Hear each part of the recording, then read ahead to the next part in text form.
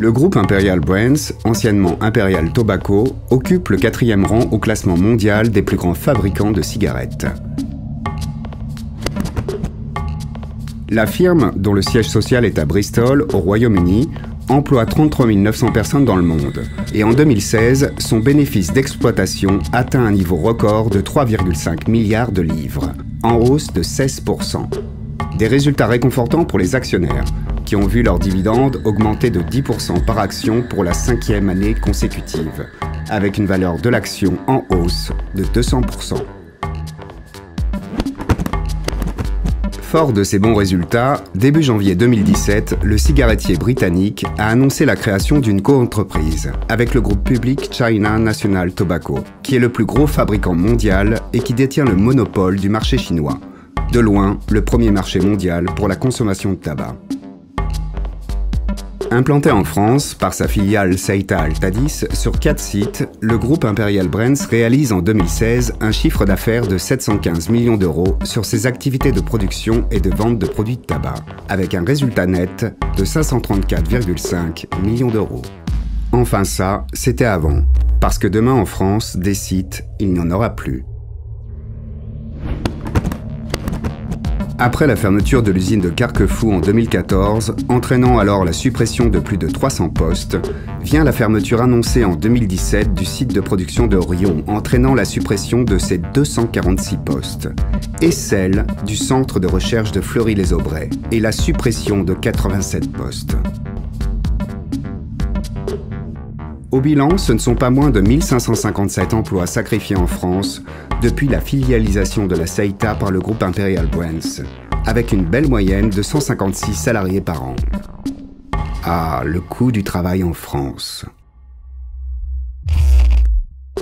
Pourtant, Seita a demandé un crédit d'impôt pour la compétitivité et l'emploi, le fameux CICE, censé favoriser l'emploi et l'investissement en France.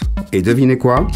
Elle a obtenu de l'État 2,1 millions d'euros sur ces 3 dernières années. Le tabac nuit à la santé, mais nuirait-il aussi aux finances de l'État? Pas si sûr.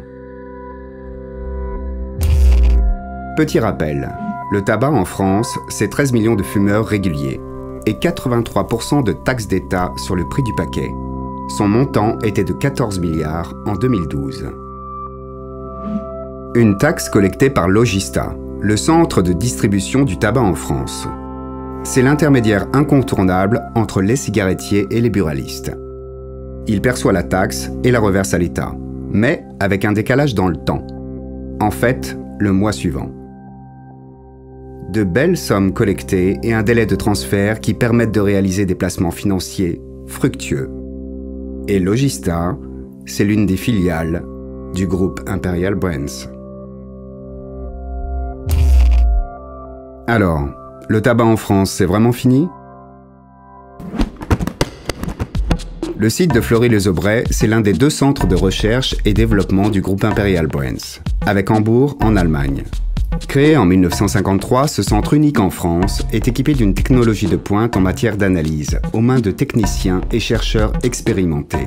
Il s'est vu doté en 2012 d'un investissement de 1,5 million d'euros pour la création d'un nouveau laboratoire. Et aujourd'hui, plus de 60 000 analyses sont réalisées chaque année.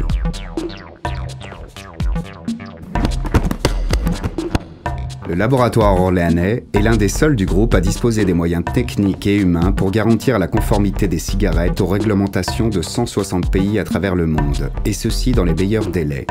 Annonçait d'ailleurs Martine Carole, directeur France du groupe, le 13 décembre 2013, lors du 60e anniversaire du centre de recherche Seita de Fleury-les-Aubrais.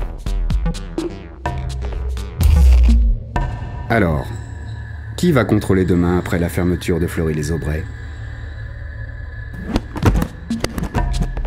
Pour des raisons de coût, le groupe Imperial Brands prévoit de délocaliser l'activité sur le site d'Hambourg, en Allemagne, bien que le coût du travail y soit actuellement plus élevé qu'en France. 32,70 € en France contre 33,20 € pour l'Allemagne. Alors, que faut-il comprendre dans cette stratégie? Aujourd'hui, le site de Fleury-les-Aubrais est capable de réaliser plus de 80 points d'analyse sur le tabac, les fumées, les cigarettes, mais aussi l'ensemble de leurs composants comme le papier, les filtres. Pourtant, la législation française n'exige la vérification et publication que de 3 critères: goudron, nicotine et monoxyde de carbone. Contrairement aux États-Unis qui en demandent 29 et le Canada 31. En France, la réglementation sur les constituants toxiques des produits de tabac et des émissions n'a pas évolué depuis 2001. Une exigence française bien faible par rapport à d'autres pays et par rapport aux capacités et résultats collectés par le site de Fleury-les-Aubrais. Tout le monde s'accorde sur le fait que le tabac est nocif. Mais encore faut-il la mesurer, cette nocivité. Et c'est bien là le rôle du laboratoire de Fleury-les-Aubrais. Les compétences spécifiques du laboratoire des Aubrais devraient être utilisées comme outil dans le domaine de la politique de santé publique. Aujourd'hui, force est de constater qu'au lieu de mettre en place une réelle politique de santé publique, l'État ne joue que sur la fiscalité. Fiscalité qui, au définitif, finance le groupe Imperial Brands par l'intermédiaire de Logista. Là, franchement, la fumée commence à piquer les yeux. Alors, doit-on fermer les yeux sur la disparition de ce laboratoire unique en France et ses capacités techniques? Doit-on fermer les yeux sur l'expertise de ces techniciens et chercheurs, sur leur capacité d'utiliser leurs compétences sur d'autres produits qui méritent un suivi particulier en termes de fabrication, de nocivité ou de pollution?